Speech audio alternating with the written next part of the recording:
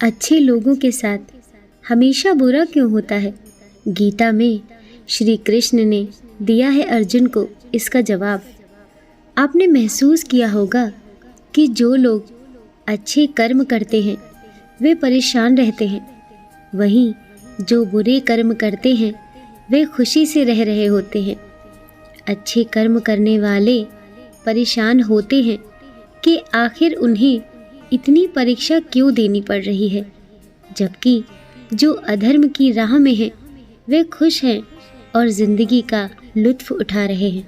अगर आपके मन में भी ये सवाल आया है तो आज हम आपको इसका जवाब देंगे, लेकिन उससे पहले वीडियो को लाइक करके चैनल को सब्सक्राइब ज़रूर करें।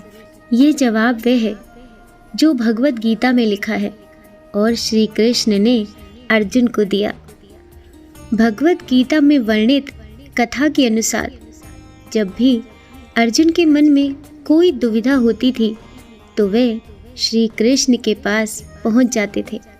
एक बार की बात है, अर्जुन भगवान श्री कृष्ण के समीप आकर कहते हैं कि वे दुविधा में हैं और इसका जवाब वे श्री कृष्ण से चाहते हैं। श्री कृष्ण ने पूछा कि क्या सवाल है? अर्जुन ने कहा, मुझे यह जानना है कि अच्छे लोगों के साथ हमेशा बुरा ही क्यों होता है, वहीं बुरे लोग खुशहाल दिखते हैं। अर्जुन के मुंह से ऐसी बातें सुनकर श्री कृष्ण मुस्कुराए और कहा, मनुष्य जैसा सोचता है और महसूस करता है वैसा कुछ नहीं होता है, बल्कि अज्ञानता की वजह से वह सच्चाई समझ नहीं पाता है। अर्जुन उनकी बात समझ नहीं पाए। इसके बाद श्री कृष्ण ने क्या कहा वह जानते हैं। श्री कृष्ण ने अर्जुन से कहा, पार्थ, मैं तुम्हें एक कथा सुनाता हूँ। उसे सुनकर तुम समझ जाओगे कि हर प्राणी को उसके कर्म के हिसाब से ही फल मिलता है। प्रकृति हर किसी को अपनी राह चुनने का मौका देती है। अब मनुष्य की इच्छा पर निर्भर करता है कि उसे धर्म की राह चुननी है या अधर्म की। कथा शुरू करते हुए श्री कृष्ण ने कहा, एक नगर में दो पुरुष रहा करते थे। एक पुरुष व्यापारी था जिसके जीवन में धर्म का बहुत महत्व था। वह पूजा पाठ में यकीन रखता था। वह हर रोज़ मंदिर जाता था और दान धर्म भी करता था और हर रोज़ भगवान की पूजा करता था। वहीं दूसरा पुरुष बिल्कुल विपरीत था। वह हर रोज़ मंदिर तो जाता था, लेकिन पूजा करने नहीं, बल्कि मंदिर के बाहर से जूते चप्पल चुराने। उसे दान और धर्म से कोई लेना देना नहीं था। समय बीतता गया और एक दिन बहुत ज़ोर से बारिश हो रही थी। इस वजह से मंदिर में पुजारी के अलावा कोई नहीं था। यह बात जब दूसरे पुरुष को पता चली तो उसने कहा कि यह सही मौका है मंदिर का धन चुराने का। पंडित से नज़र बचाकर उसने मंदिर का सारा धन चुरा लिया। उसी समय धर्म कर्म में विश्वास रखने वाला व्यक्ति भी मंदिर पहुंचा। दुर्भाग्य से मंदिर के पुजारी ने उसे ही चोर समझ लिया और चिल्लाने लगा। वहाँ लोग एकत्र हो गए और उसे बहुत मारा।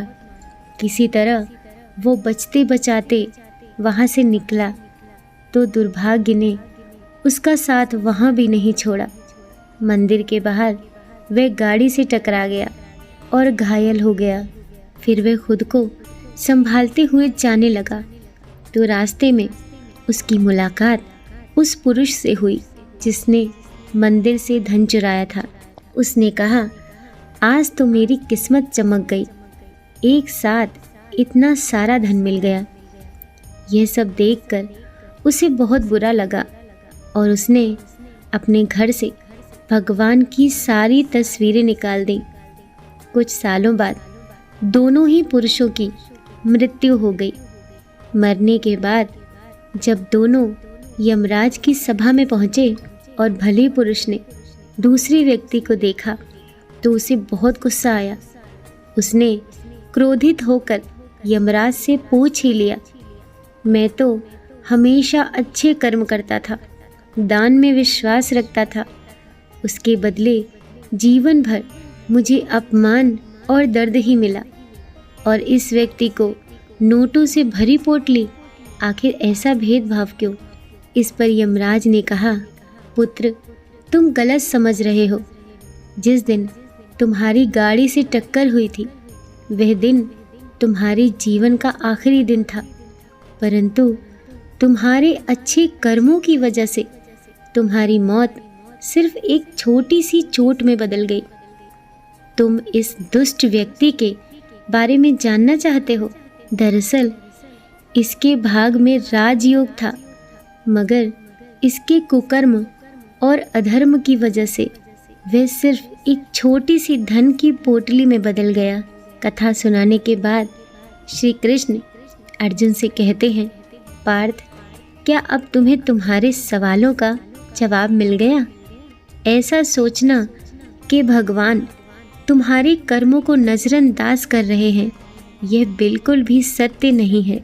भगवान हमें कब क्या किस रूप में दे रहा है मनुष्य को समझ में नहीं आता है, मगर आप अच्छे कर्म करते रहें तो भगवान की कृपा हमेशा बनी रहती है। इसीलिए अपने अच्छे कर्मों को बदलना नहीं चाहिए, क्योंकि उसका फल हमें इसी जीवन में मिलता है। इसीलिए मनुष्य का फर्ज है कि वह हमेशा अच्छे कर्म करता रहे, क्योंकि श्री कृष्ण ने गीता में भी बताया है कि किसी के द्वारा किया गया कर्म बेकार नहीं जाता है, चाहे वह अच्छा हो या बुरा। दोस्तों, कहानी पसंद आई हो तो वीडियो को लाइक कीजिए, चैनल को सब्सक्राइब कीजिए। मिलते हैं अगली कहानी के साथ।